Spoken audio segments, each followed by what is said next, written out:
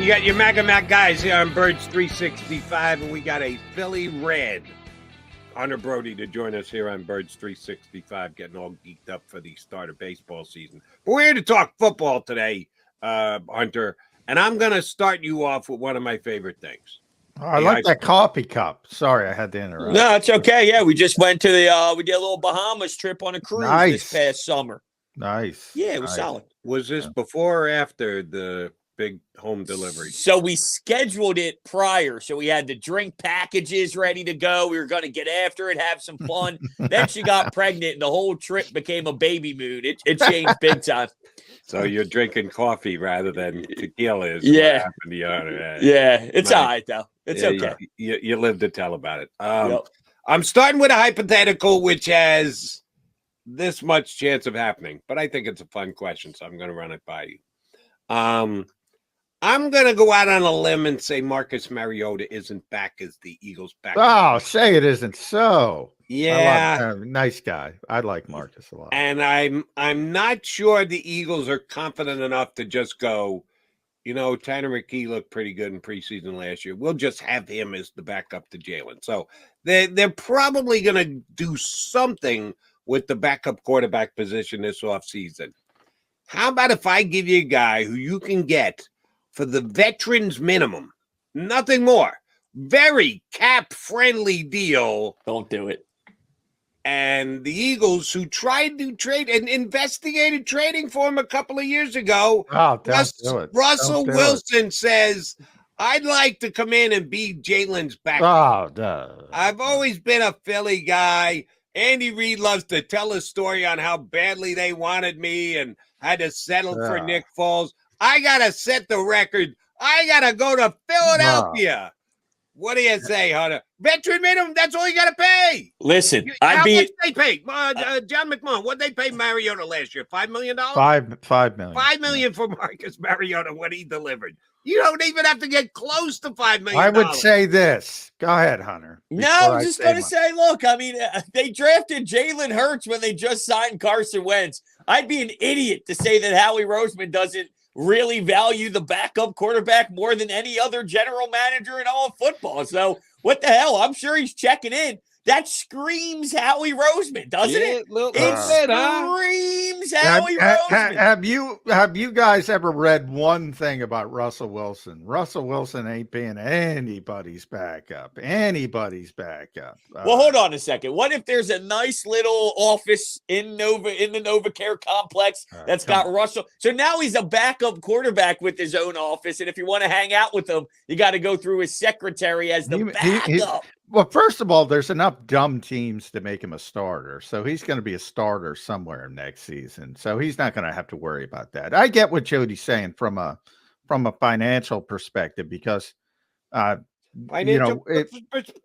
and a football perspective. I mean, honestly, all jokes aside, though. Who do you think is going to be the better player going into 2025? Russell Wilson or the person who the Eagles are going to end up with their backup quarterback? Right. Who's the better player, Johnny Mac? Yeah. You read my mind, yeah. But, yeah, he is the better player. But, I mean, he's going to be miserable. He's not going to accept it. It's a perfect fit from a football perspective. I'm giving you the football perspective.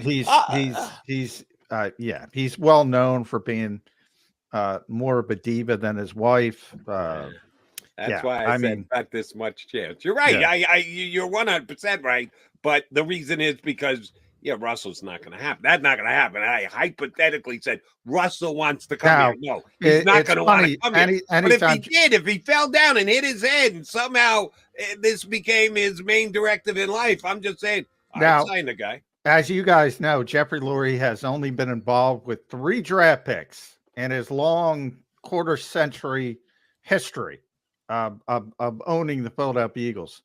Russell Wilson, he badly wanted Russell Wilson, Lane Johnson, Jordan Mailata. He's 3 for 3. He's only right. So we all said, after we got done laughing at Jeffrey, we all chuckled, why don't you get more involved? Because you're pretty good at this. Right. When you got that kind of track record, those are the only ones you've ever jumped in, and you should be making every pick every year, Jeffrey. Exactly. So anyway, Yeah, but No, Russell I think it's fun. I mean, look, you say it creates drama, this and that. That's perfect. I mean, that fits the mold. Yeah, I would love it. I would love it from a selfish standpoint for all the stories. But yeah, I mean, and by the way, he's going to be a starter somewhere. And he, as bad as he was, and talk about, remember, Jody knows this, Hunter. And it used to be me and Andrew Brandt. I raised my hands. I was during Carson Wentz. There's no way the Eagles are going to take on that dead money, which was like, what was it, Jody? That 30 million? 30 some odd, yeah. 30. That Denver's taking on like 85 million of whatever dead money to get rid of it. Spread over 2 years, though. Yeah. But still, unbelievable the way it's exploded. But they need a backup quarterback. It's not going to be Russell Wilson. Before you came on, Hunter, we're going to get to the Jason Kelce stuff, but I'm sick of it. So I got to start with I said before you came on, if the Eagles make a sort of, they're not going to make a big splash, but would fans be happy with a mini splash? And I was struggling to come up with a name. I've come up with a name now. Safety. Cameron Curl or Xavier McKinney. One of those two. And Cam Curl was on social media throwing up the peace sign to Washington, so he seems to be leaving. So let's say Cam Curl.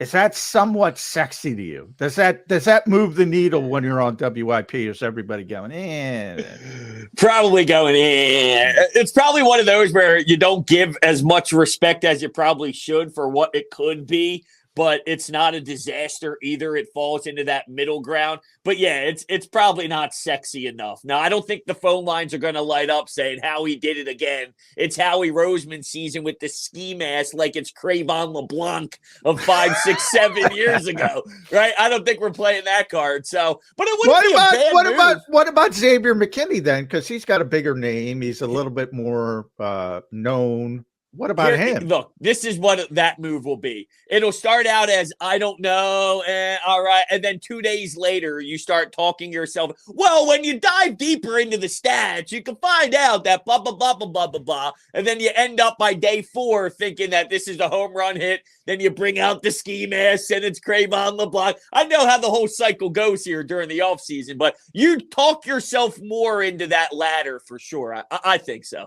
McKinney is, for me, the unquestioned better player. And there should be more excitement for McKinney than for Curl. But I'll tell you what part of the McKinney narrative will be. Didn't we go get Bradbury from the Giants? And he came in here and was great, and then he fell off a cliff. Is that what we're getting out of Xavier McKinney? One really good year, and then we got to figure out how we get out from underneath his cap hit in year number 2. He'll be tied to Bradbury just because he's coming in from the Giants. Probably. How old is he, though? How old's McKinney? It's like 26. Yeah, see, that 26 range, it hits different than, this is the whole thing when they were looking at safety and there's a 30. Who was it? Was it Eddie Jackson that was kind of getting sprinkled around there a little 30, bit? Yeah. Right, the 30s, the 31. I'm sick of that. I want to go get someone. If you don't draft them, then obviously it's tough to find, like mid-20s or so. But you got to find something like that where it's not just this guy's old. You can look at his career and say he was good 5 years ago and hope that you could get something out of it. I want someone who can play now that's more in the prime. That's he's going to be 26 this year, Hunter. Perfect. So, Perfect. It's like Cameron Curl's going to be 25, so he's in the same range. That's the range. The CJ Gardner-Johnson vibe. I know that was a different situation and all, but that sort of vibe where you can, and that's a Howie Roseman style of move, right? What we saw with CJ Gardner-Johnson. Give me something like that. I'm sick of the old veterans, the old guys, the Bradburys, the breaking down 30 plus. It's time for the mid-20s and things of that nature. Hey, Howie said it best. We got to start playing the young kids. Yeah, he did. We got to start playing. But you know what? And then Nick contradicted him. I'm trying to win the game. There you go. One guy's trying to save his job. The other guy's trying to show his draft pick worth. If this isn't friction, I don't know what is. But hey, we're the assholes. Right. We're the assholes. But here's where your desire might separate from the way the Eagles do business. Those guys, McKinney's going to get paid. There was talk that the Giants might even slap the franchise tag on McKinney. So McKinney's not coming in here for 6, 7, 8 million. He's going to get double digits. No, yeah, he's 13, 14 million. Yeah, but isn't it time to get pieces that please you can build around? Please tell me the safety the Eagles have paid $13-14 million to. You don't have, but I'm sick of the Reed Blankenships. I'm sick of the Reed Blankenships and I like Sidney Brown, but are you winning with Sidney Brown and Reed Blankenship as your safeties? Are you winning anything with that? Especially with not Sidney coming off a torn ACL in week 18. Right. They would have paid Marcus Williams at the time. They went to about 11, which at the time would be like 13 now. So they're willing to get somebody if they believe in the player. Can we get a CJ return? Maybe. That's cheaper. Cheaper. I'm okay with that. I don't care what he said on Twitch. I'm okay with it. He said we're obnoxious. We're not? Of course we are. All right, let's go. Go get some interceptions. The thing. Does CJ want to come back here? CJ wasn't me. He called the people obnoxious. He got his car stolen. The Eagles disrespected him. Does he want to come back here? Sometimes it's about the player, and he's like, "Yeah, but I don't want to." They stole my Kia. A Kia. Why does CJ have a Kia? But anyway, here's the problem with that. If he, and I don't think he thought it along this far and was actually playing, but it's just a reality now. He's going to make the Eagles overpay. That if he's worth, he got $8 million last year. He got hurt, but from the year before, he probably could hold the line at about $8 million. Are the Eagles going to pay 10 to bring him back? If somebody else is going to give him 8 and he says, well, I'll go to Philly, but it's going to cost you 10. Yeah, I got to buy a fleet of Kias to be able to have just in case they start stealing them again. So will Howie Roseman do that? Will he go, yeah, we're desperate. We got to get the CJ Gardner. No. My answer, no, he's not going to do that. The Eagles don't overpay. I'll tell you where CJ's going. Tennessee with Denard Wilson. That's my landing spot. Nice. CJ Gardner Johnson. Yeah. I would he be an upgrade? I think the Eagles want a playmaker. Like he had that playmaking presence. They realized they missed that really, really badly last season. Is he a fit though here? Yeah. I don't know. I don't know. But that's kind of splashy. McKinney, Curl. Somewhat. And that's why I said not splashy. I said somewhat splashy. You're not even giving me somewhat, Hunter? Give me somewhat. Yeah, no, I get it. No, for sure. It's not, you're not just scraping at the bottom of the garbage can here and you're just throwing, because I think he does that, not scrape, maybe that's a little rude because I do think Ringo could grow into something. But when you look at the way they handled corner, it felt like to me that they just grabbed, 5 guys that people knew who were popular in college. The Ringo, the Jobes. The Ricks. Eli Ricks, right. You just throw these LSU, Alabama, all the Georgia, whatever, these guys, and then how many times did you hear, oh, Eli Ricks was the top recruit coming out of high school? John, I saw an image that someone posted, and it was, quote, the future. And it was Ringo, Ricks, and Job playing in our secondary. And I said, you know what that was? Last year's defense. That was last year's defense. What are you doing? Like, I think Ringo could be fine. Like, I like Ringo. I do, but this would be, we need to go get NFL legitimate players. All right. I don't want to do this slop. Here's a bunch of guys. Here's a name that you knew in Alabama. I want real National Football League players, safeties, guys in our secondary, and it's time to do that. So I don't know if Howie finds, like I mentioned before, a CJ Gardner Johnson, or he does something like Snead and brings him in there, although I think he's starting to get up there a little bit more. But that moves the needle for me, obviously. He'd be a needle move. Oh, yeah, that's a big deal move for sure, even though I know I brought up the age earlier. But, I'm excited. Well, how old Snead, though? He's not – is he 30 now? No. Okay, he's 27, 28? He's 27-ish. All right, so I'm just making sure that fits my timeline of age. That's all. Yeah. I didn't know if he was 30 yet.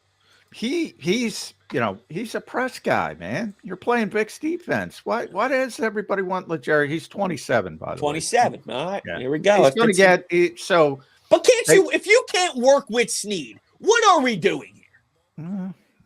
I'm with you. Right. We've been through this with Namdi.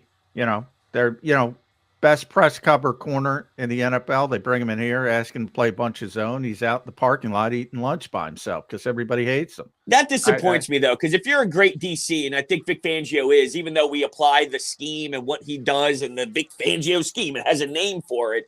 If you can't adapt to your personnel with a player as talented as Snead, that's annoying to me. I agree. It should be. And I agree. That's on Vic Fangio. He's got to be able to see the talent and make the talent work. And I'm not saying he needs to abandon his system, but he's got to be able to adjust his system. And the players got to know that coming in too. He's going to come in, and they might not be tailor-made for him. So you got to up your game too if you're going to grab the big check. All right, this will not be a happy day for Eagle fans either over the next couple of days. Fletcher Cox says, thanks for the memories. I'm going to call it a career. I'm going to do it in how long do you think it would take Fletcher to say his goodbyes as compared to Jason Kelce, John? Less than 10 minutes, right? Fletcher. Yeah. Well, Fletch can't stay behind the TV cameras that long because he'll sweat himself away. But yeah, he won't take 42 minutes to say goodbye. But yeah, Fletch was a hell of a player, man. Hell of a player. I would argue this. I'm getting people pissed off this morning, so why not? Better Eagle, Fletcher Cox, Jason Kelce. I'm sorry, Fletcher Cox. Oh, Fletcher Cox. Wow. On the football field. Fletcher Cox, is he a Hall of Famer? I don't think so. John McMullen just told me he's a better player than Jason Kelce. No. He's a greater Eagle than Jason Kelce. On the football field, yes. On the football field. Then Fletcher's a borderline. How are they judging the Hall of Fame? You think Fletcher, the voters for the Hall of Fame are judging personality? Sometimes, yes. Fletcher is a borderline Hall of Fame player. If he had Jason Kelce's personality, he'd be a no doubt about it Hall of Fame player. Man, well, I do find about disrespecting. You're disrespecting the 50 guys who select the Hall of Fame. I'll say it. The Damo's they would allow somebody's personality to overrule how good they actually were. I'll not only field. say it to Damo's face, and we can get Ledbetter on, we can get Clark on, we can get everybody on we talk to, we can get Ira on. I'll say it to their face, and they'll agree with me. They'll agree with me. I don't know about that. That stuff matters. That stuff matters. Well, I do. Tell me the emotion, Hunter. No, I'm just saying I do feel, though, to your point of the personality, though, because they're bigger than, they're not Kardashian level, but they're on the trajectory. You're dating Taylor Swift, you're this and that. Outside of the Hall of Fame discussion, just more on the Jason Kelce thing, I am fascinated to see how this goes post-football due to, this dude's bigger than life now. Travis probably more so because of who he's dating, but they are in a tier of whoa. On a national level of whoa. So I am just fascinated to see where this whole Jason Kelce, we're in the thick of it. So we see it differently than the entire world does that watch these two. I just watched a video from the Cleveland Cavaliers where they got, dude, I can't wait to see where this goes. By the way, I asked Jody this, Hunter, over under, you're going to get a call that somebody complains that Kelce is getting an award from the Cleveland Cavaliers, and he's got a Cleveland Cavaliers jersey. 1,000%, because you know that he's willing to put that on too. He's not afraid. So maybe Kylie's sitting up there with an Eagles logo on while he's getting a Sixers jersey, an Embiid jersey while he's getting a Kyrie Irving's not there anymore. Whatever, he's getting a Cavaliers. All right, 1 to 10. Were you a quivering mess during the press? No, I wasn't. It hit me though. No tears actually shed. I kind of was being a jag off a little bit, like, oh man, how could I do that? How could I sit through that experience again? But it was touching. It's crazy to me how much, because I know we all played sports at one point. I'll never forget the day that I hung up the skates for the last time, and that was my last hockey game. And I knew it at the time going into it, so it made it easier. But some people don't. It's all different. But how much that game meant to him, where he just broke down. He legitimately was breaking down. I was wondering, is it because he was so happy with everything he did, or because he feels he still has some left in the tank, but he knows he's making the right decision for his family? I was trying to figure out which way it was going. But look, it was tough to sit through for sure. No tears down my eyes, but it was tough to sit through. My wife was like, whoa, hold on, this is crazy. It stopped her in her tracks. She's not the biggest football fan in the world, but she had to sit there and listen to it, and she was like, damn, this is something. So I was in the middle. It hit me, but no tears. I'll ask you something that's kind of difficult to do, but I find myself having to do it all the time. So I want to get your take on it as well. Put the fact that you're a member of the media to the side, and it can be difficult to do, but I'm going to ask you to do it. Just as a Philadelphia Eagles fan, did it disappoint you that Jason Kelce did not take questions? Now, we always filter it through, well, we're the ones who are asking the questions, and we want the questions answered. We think we can ask a good question, if not the perfect question. You got to put all that aside. Just as an Eagle fan, growing up, Eagle fan, high school nuts, go with your buddies watching the game, and just as a fan, did it bother you that you couldn't get the answer to the question of, now, Jason, what's bothering you more? The one you just put out there. It's a good question. It's a very good question. If you were there that day and they were asking a question and you asked that, Hunter, I would go, good job, Hunter. I want to know the answer to that question too. You got to put that aside and just, as a fan, did it bother you if Jason Kelce said, yeah, I'm not taking any questions? No, because I think that situation, look, it would have been awesome. It would have been cool. But that's just for him to say, hey, this is me saying my goodbyes. It is what it is. This is me saying my goodbyes. I'm able to speak for 45 minutes and then walk away without having to answer anything. As much as I want to defend what we do and say it's all right, and hey, we love the media and all, I'll give this one a pass to the players and go, Jason, you can handle this whatever way you want to handle this. And if that's a 45-minute speech with a lot of stops and cries and you want to thank your hockey coach from Cleveland when you were 10 years old, then by all means, man, you're entitled to do it that way. So, no, not really. I never really gave it a thought on it either. So, no, I think it's fine the way that it was going. And by the way, Kylie confirmed, I don't know if you saw it, Jody, but Jason's been working on that speech for years. Yeah, that wasn't, that's what we said. It wasn't like we did that in 2 days. That was pretty eloquent. That was a Hall of Fame, no doubt about it, retirement speech. Did you guys, real quick, are we running out? No, go ahead. Okay. Well, I just got a question for you guys. Do you think that he took a shot at the room? Because I sure did. Who took a shot? When Jason Kelce went down that whole spiel of the media, the fans, you got to realize that, you got to respect them a little more. I'm paraphrasing a little bit, but when he was talking about what it means to play in Philly, the fan base and how we approach it and all, I thought he was taking a little shot at Darius Slay, a little shot at AJ Brown. Really? All those guys I didn't get that. Well, maybe that's me nitpicking. Now I'll go back and look at the transcript. Yeah, the light bulb went off like, whoa, because he went. I didn't get it in the moment. I didn't think about it in the moment, but I was focused on, because I think when he was talking about how inclusive the locker room is, that struck me, because I've been writing about that for years. Like, I think people are like, society sucks right now. Let's be honest. Everybody's against each other. Everybody hates each other. Either agree with me or I hate you, that type of thing. NFL locker rooms are so inclusive, different backgrounds. He was talking about different races, different religions, different politics, and everybody accepts each other. I've written about that for years. He talked about that. So that kind of struck me.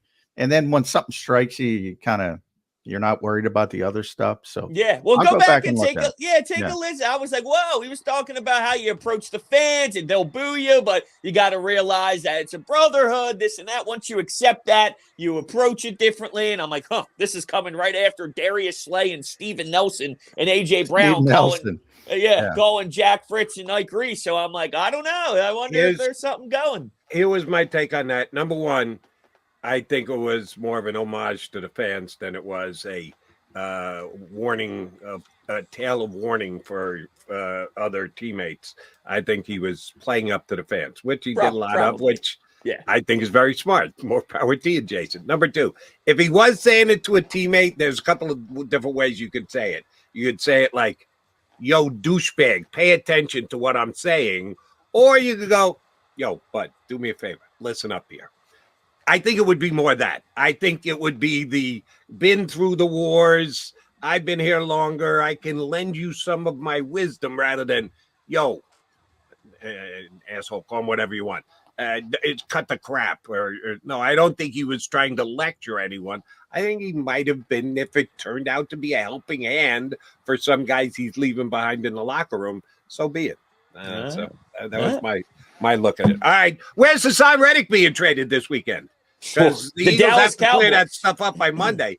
Cowboys? Yeah, listen, I don't know. Dallas Cowboys for a third and a fifth. Wow. Isn't that what Adam Schefter just said 2 seconds ago? Third and a fifth. He said a second or a third and a fifth. No so either shot. a second rounder or a third and a fifth. Come on. Yeah, well, remember the scary part about that. What did they give up for Byard? A fifth and a sixth? Fifth, sixth, and Terrell Edmonds.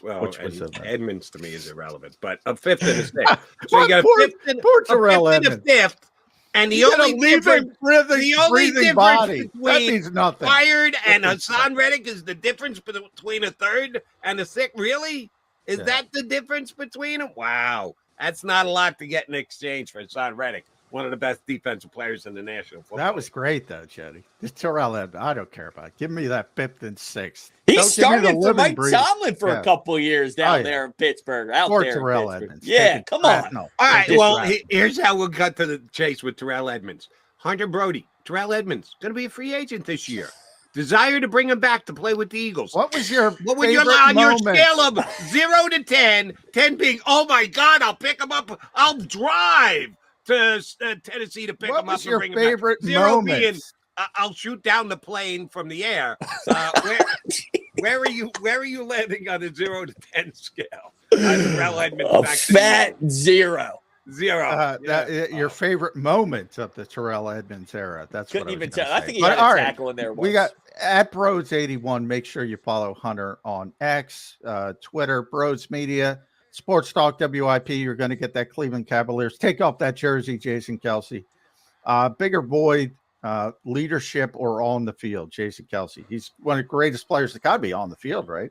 We just said greatest player. Yeah, I mean, yes, probably. And that's no disrespect to Cam Jurgens. I think you're still going to have a great offensive line, but I have to think it's on the field. And that's no disrespect to the leadership part of it, but it means one of the best centers ever. And here's the thing that will be underreported, not because we don't have good guys like John who cover the team and we'll try and get to the bottom and but Jason Kelce and his ability to help the quarterback and move people around and change plays and get things done at the line of scrimmage. I got no bloody idea if Cam Jurgens could do that. We're going to get into that. Zero idea if he can do that. It's going to be tougher for Jalen Hurts this year. We haven't even gotten into that. Oh, yeah. It's going to be tougher for Jalen this year. Oh, yeah. I already have that written down as one of the topics for an upcoming show on WIP. Nice. When are you next on WIP, big guy? Tonight, 10 p.m. to 2 baby.